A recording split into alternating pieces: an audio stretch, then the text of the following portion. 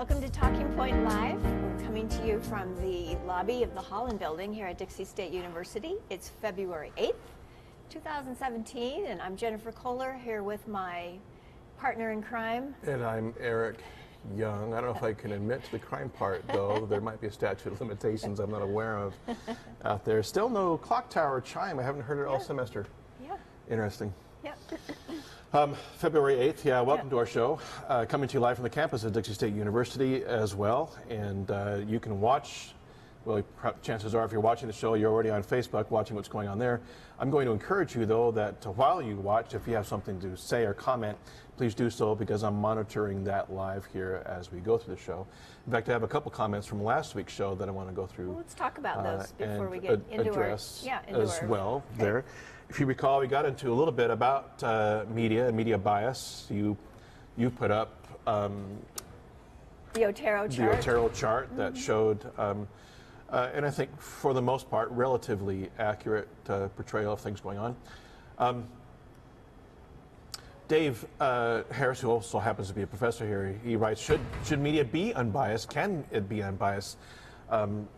Or is it more important for media consumers to recognize where bias is? And I think it's an interesting question. I think the answers are relatively obvious to that. I would say so. I hope we have the same conclusion. So what's your conclusion? Well, there's no way that media can be unbiased. There's no completely objective source. Because it's all mediated through humans. Humans are the source Just of the media. idea that's even mediated. Right. Induces some level of bias that way. Okay. So yeah, the answer would be we have to be aware as consumers. And we're not, though, because as consumers we seem to be entitled or think that, well, you kind of owe it to me to tell me. You know, one reason why is when I was growing up watching Lassie and Rin Tin Tin and My Friend Flicka. Did they have TV back then? Yes, they did. I did not have, thanks for that, I did not have to go through and look for media bias in my TV shows. Well, what kind of media? And the cartoons, I didn't, Mr. Green Jeans and Mickey Mouse Club. No, I was just enjoying. Well, they're not political. No, but that's my initial relationship to mass media, I believe. And so, and when my mom read me books when I was little, I was just So do you remember watching the news when you were younger? When I was little? Yeah.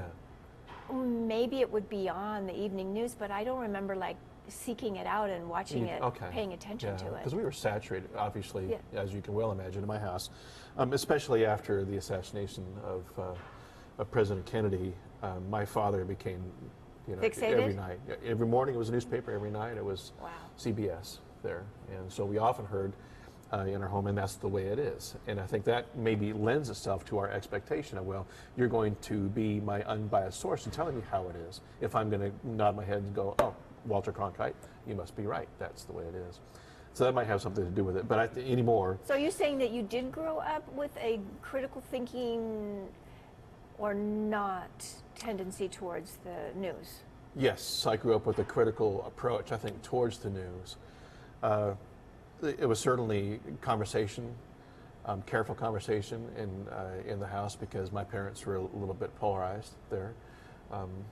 I didn't have any of that growing up. Yeah. I mean, I had a great house, right? Great parents, but they were not what I would call politically engaged. Okay.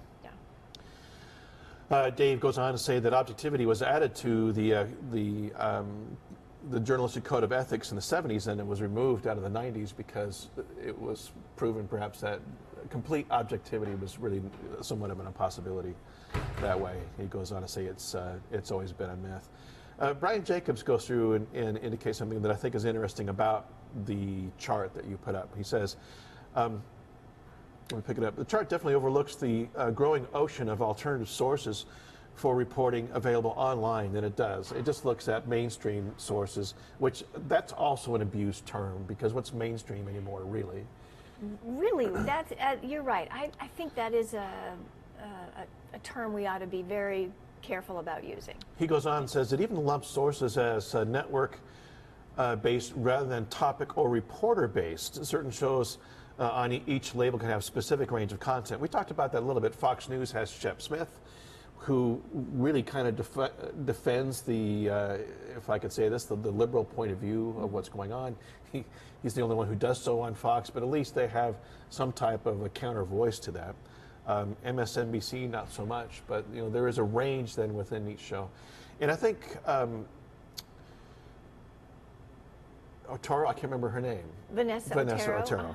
I think she represents that in how things kind of move within that chart from left to right. You have the blue or zone, slant or right, with whatever. the space in the blue zone that Yeah. leans left to right, Yeah, center. that goes through. So I think it's good. I appreciate the comments. Those of you who are commenting, please keep that up, and we will go through and do our best to address those. Well, it is interesting that he mentioned that there are a lot of online sources of information that she doesn't include on her chart. And in my media ethics class, we're using the chart as a starting point. And we're going to be placing the sources, the online sources. For example, social media. A lot of my students get their news through the filter of their social media feed. Right, which is not represented really within the chart. Right. So the chart is a jumping off place in some ways. I have 25 students in my social media class that I teach, and I projected Vanessa's chart up on my whiteboard, and then I had students come down and circle Oh, I like that idea. what was going on there. And as we kind of looked at a line, you know, between the two, and then turned the projector off and to see the depth and the bias of what was going on. It was fascinating. The most circled items were CNN and Fox. Circled as far as bias goes? Circle is that's their media source. Oh, as far as Yeah. primary media Yeah, source. that's why I asked the students, please circle the top 3 influencers here for you as you go through and do things. Can I just say one thing? It's slightly to the side of this because it's not news reporting, but as far as influencing, media influencing, right? I just, you know, it's Black History Month, and I just feel compelled to actually focus in that direction for the month of February. And What does that mean? Well, what it means is on my Audible purchases, I bought okay. a copy of Frederick Douglass's Narrative of an American. And it was a short presentation, maybe a 6-hour book, but I just finished listening to it, and I was so moved by his account of growing up as a slave and his attempts to become a free person and what it took, and his determination to learn to read. And it brings me back again to the media that we consume. He just said, you know, if you can't read, you can't have ideas and knowledge. You cannot get anywhere in life. So the media that we consume is so critical because of what he read, certain texts that he read and was even able to do so, made the difference between him remaining a slave his whole life and becoming a free person and advocating for the abolition of slavery. Very touched by that narrative, and I would recommend it to anybody. So do you think, by implication, do you think there's a level of illiteracy when it comes to actually vetting news sources and seeing I what do, it is because that like they- I said, starting out in life, I didn't have to vet Brenton Tin or I Love Lucy. Yeah, I just but didn't- that's not the same thing. But it was my first relationship to mass how do media. you vet I Love Lucy? You don't even need to. Well, because it's entertainment. Yes, but it's not but it was, being well informed. It's just no, but, being. But I'm talking about our relationship to mass media. Yeah, and it's how not the we same consume thing. it. I have to Well, disagree with you. Yeah. We didn't have to vet maybe news sources at the time because they were, first off, they were sold channels. We had no way to go back and check them and Right. see. We had to trust that they were falling under some blanket of ethics and efficacy. We didn't have the rush to be exclusive in anything that was going on. That started once advertising started to come on board. Then that exclusivity. Well, I was born after advertising was invented. Thank you Well, very yeah, much. me too. Yes, Okay. I'm not implying that you're that old. What I'm saying is, you can't compare what you watched. I can't go through and say, well, the Brady Bunch. I'm not comparing it. You're not listening to me. I am talking about my relationship as a consumer to No, mass media. I get that, but Yeah. So but when you go through and say that you didn't have to vet Lassie, right. well, of course you didn't. Right. And I wasn't in the habit, therefore, of vetting anybody. Lassie or the news. Or the news. Or the Okay. news. And so back to this word of entertainment. I was raised to relate to mass media as entertainment. As a I was sponge. not raised to relate to it as news and information. Right? Just entertainment. Just pull it in. no matter Right. what. So if I'm initiated into the world of mass media and my relationship to it as it's entertainment and no need to vet, then I have to make a conscious effort as So- I get more mature. So did that make you an illiterate vetter in terms of being well informed? It made me media illiterate to a certain degree. Interesting. Because we are illiterate until we become critical consumers. Interesting. Yeah, and I think you would probably agree on this one that besides critical thinking, one aspect of critical thinking is media literacy. Yes, absolutely. That's what we're teaching. How important that is. So Yeah. what did Watergate do to you? Watergate. Well, let's see what. Okay. Do you remember what that was about? The problem with that, watch it. Okay, the problem with that is I was a teenager, okay, and that was like 74? Was it 74? I want to say 72, but 74. 70, I well- guess let's see, I was Okay, well, I'm in high school. 74, I'm 74. in high school. Okay, just out of high school and Yeah. busy, working in the Tetons in the summer and Okay, doing so you weren't my paying life. attention. Basically, yes. Hey, that's fine. I'm not gonna. That's No, fine. and that brings me full circle back to my progress towards writing my congressman. Life keeps getting in the way of me being effective at what I want to do, consuming media and being engaged in as a citizen. Boy, go to any. You're part of the minority apparently, because Congress people's and senators' offices are flooded with Well, information. I have heard they are, and rightly You got a so. busy tone and I'm to gonna call Senator I intend to Patch. pile on to that. Yes. And I've heard time and time again over the week since our last show that snail mail is your best bet to go through and actually to do it as a postcard Oh, too, because they don't have to go through the action of opening the envelope. It's just right there, nice. and it's Well, it's today in one of my visual. classes, I'm having an intern for Jason Chaffetz's Oh, very office good. come and speak to my class. Sorry. Okay, on his experience, we're dealing with communication from Is constituents. this Yeah. intern a student here? He actually was studying philosophy and political science at the U. At the U, okay, all right. University of Utah. Okay. And so he lived in Salt Lake when he was an intern for Jason Chaffetz's Okay, office. all right. But he's going to be talking to my students exactly about this point. What's the best way to communicate with your elected representatives? What's the most effective way? Oh, good. And So how it when is on that? the I'd like to. that's at 2:30 2:30 next door to your today. office. Okay, I'll be. You're invited. Well, good. If I'm on campus, I'll come by. Yeah. That's it. Anyway, back to Okay. where you want to go. Okay. So. So Wow. we're gonna. That's the comments that I have. Let me Okay. check and make sure if anybody else has commented yet. And no, so far. So Okay. you wanted to get into. Last week we talked a little bit about this concept of trolls. We did. And I read this article, this interview in The Atlantic by Andrew Morantz, and he interviewed Mike Chernovich. He calls the meme mastermind of the alt-right. And reading this interview by Morantz with Chernovich, I was struck by the ethos that this person demonstrated. That Cernovich demonstrated. Yes, and when I say ethos, I'm not saying that he had a high degree of ethical standards, but that his ethos How is... about his credibility? Because Yes. ethos speaks to his. Okay, and it's kind of an believability. egg-heady word anyway. It is. So credibility. So But you're an elitist using those kinds of words. right. So I'm going to call you So out. I'm just going to flip back and forth between my elite self and my non-elite Sorry, self. I've taken Yeah. you off track. That's okay. All right. But I was stunned by the thinking and the logic that goes into the troll efforts online and the different categories of trolls. You have people that are trolls for political agendas, people that just are in it for the money, people that are angry inside and just want to hurt and inflame.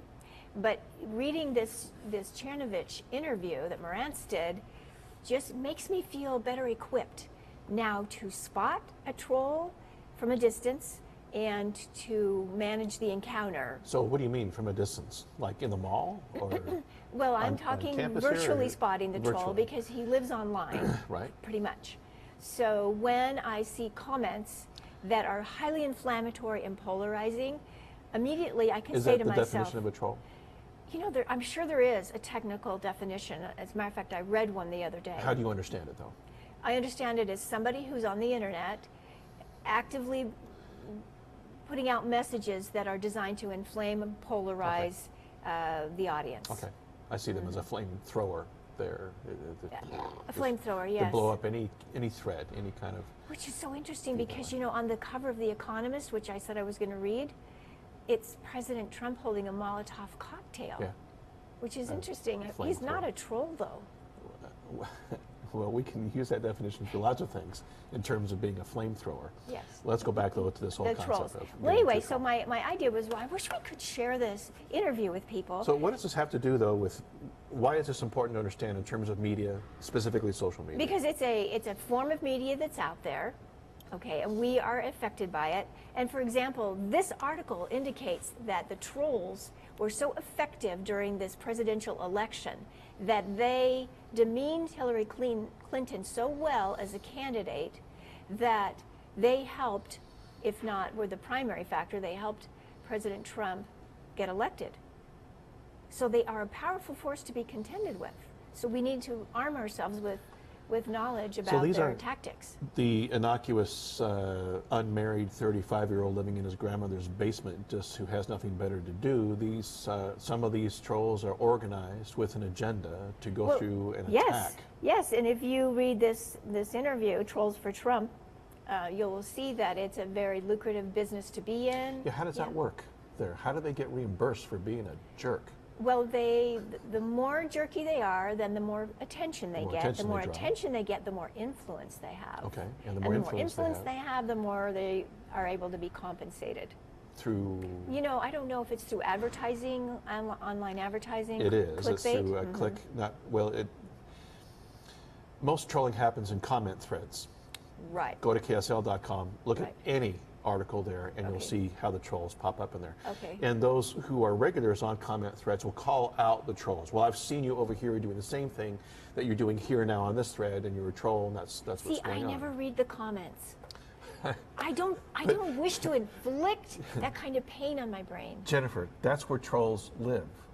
Well, that's why So when you say I Yes. could see them a mile away, or I could see, that's why I'm asking. if I do see them, okay. So that's mostly where they are, under the bridge in the comment section. Yeah, they are. Okay. Well, I think maybe that's why this interview was so startling to me, was because I don't encounter them very often. But that's the context of trolls. Okay. And we have news organizations who are shutting down the social aspect of their online media because of trolls. The Las Vegas Review-Journal, the comment section. they shut it down because Scientific American. Scientific did too. American, I Popular mean, Mechanics shut or maybe down. that's the one I meant to say, not Scientific American. Yeah, Okay, Popular all right. Mechanics. Yeah. I mean, a non-political channel, Yeah. and it's still being trolled. I pay attention to, through my interests and hobbies in terms of overlanding and camping and adventuring, that kind of thing. And so I go through and look at a number of sites, and again, they're being trolled as well. And if you take With political agendas? No. Or? No. but if you go through it and happen to say, I like Jeeps, they'll come in and say, Jeeps are terrible. Just to go through and stir things up. And I'm being very nice here in terms of how I'm representing that, because Okay. they're not that nice at all. Okay. They're, in what's going on. So what's fascinating about Mike Cernovich is he's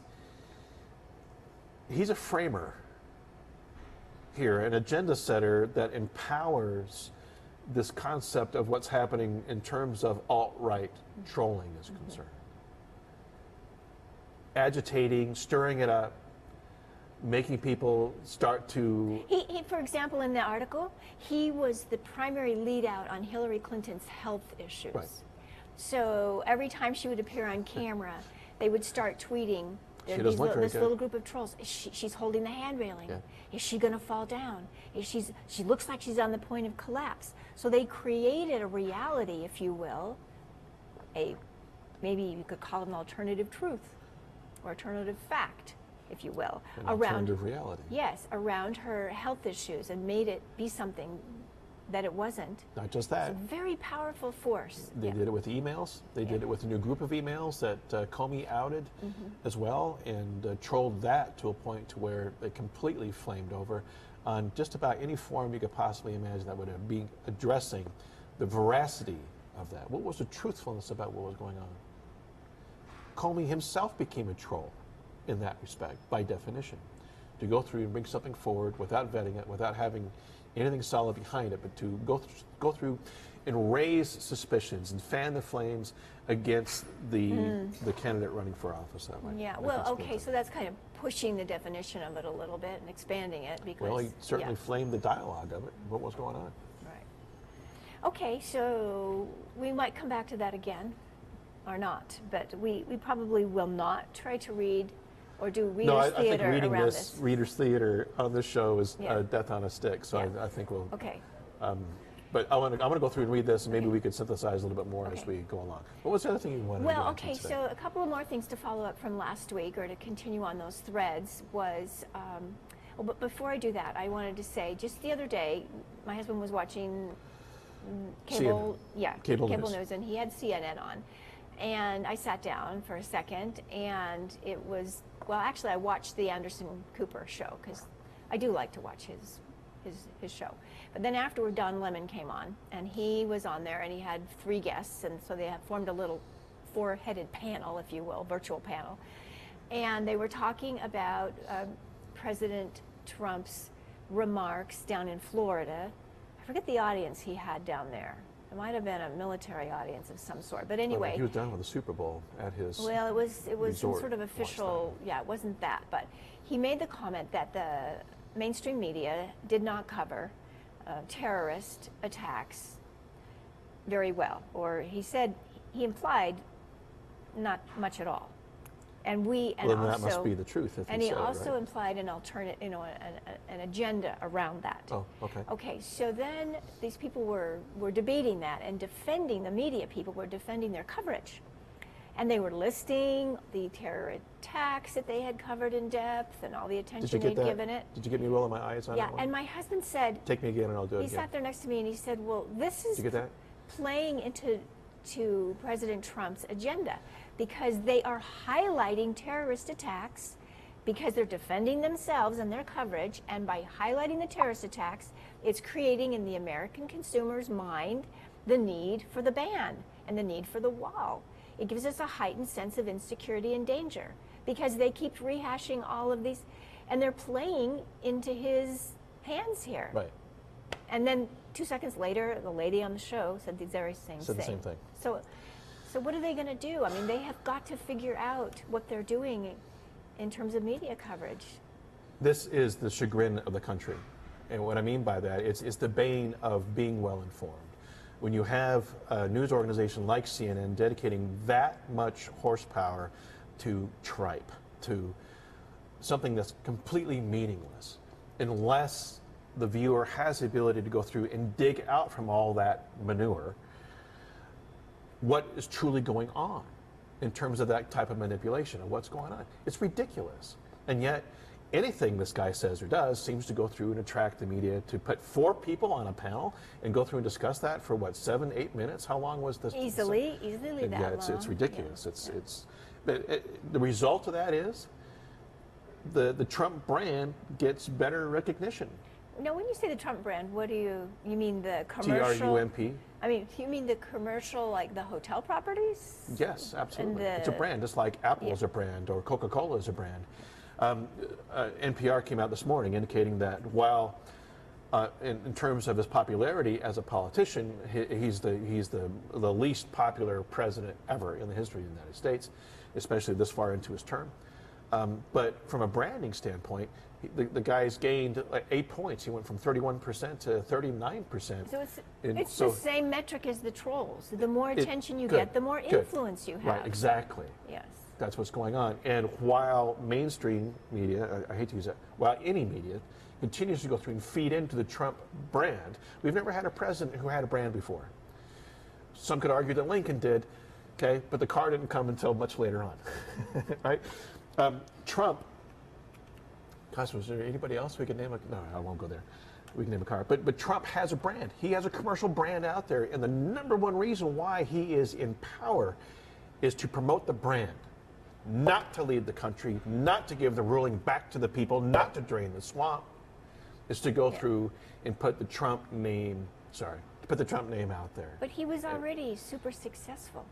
Well, not enough. Interesting.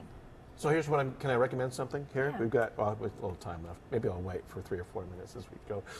So I saw this, somebody posted on Facebook and said, you can subvert the brand. Well, let me get some background to this. Okay. And we talked about this on another show. It's important for you to understand that if you click on something, it's a vote. Because you're giving it your attention. And you've helped it trend. And even though it's just you and it's just one click, there are millions of others of yous, not as unique as you are, but millions of others of yous out there who are also clicking and thinking the same thing. So if whatever it is that you clicked on happens to be, it just happens to have the word Trump in it, it doesn't matter what the bias of that story or that meme or that joke or whatever. It doesn't matter what it is. If you clicked on it, you've upped the brand. Oh no, am I going to have to stop watching the Netherlands introduces themselves to Trump in his own words? Oh my gosh. You're upping the brand by doing so. But I love it. It's so entertaining. It's hysterical, right? It is. And even like stuff like Melissa McCarthy's Saturday Night Live portrayal of Spicer, it's hysterical. But the more we share that, the more we up the brand. Okay. The more influence it gets. The more you type the letters Trump, the more you up the brand. So the meme that I saw suggested that instead of referring to him by his name, that we refer to him by 45, number 45. Interesting. It's not an evaluative term. It's descriptive. Right, it's totally neutral. He's the 45th president of the United States. But then that starts to perhaps now more than you and I need to do this, right? More people need to. So instead of typing Trump, you just type in number 45 and make that correlation. How interesting! What an interesting idea. Take away the brand. I was going to say it puts some power into the hands of the consumers by having them decide how they wish to search for something. That's a really interesting idea. I'm looking to see what's trending right now. Okay. Elizabeth Warren is a top trender on Facebook. Okay. With the Oroville Dam, what's going on there, and then there's a patch below that. Okay. Interesting thing happening with Elizabeth Warren in her attempt to go through and read. I'm trying to remember the document there. My brain goes to mayonnaise at this point. While you're looking, but she's trying to be subverted by her peers in Congress, trying to go through and not give her the podium. Really?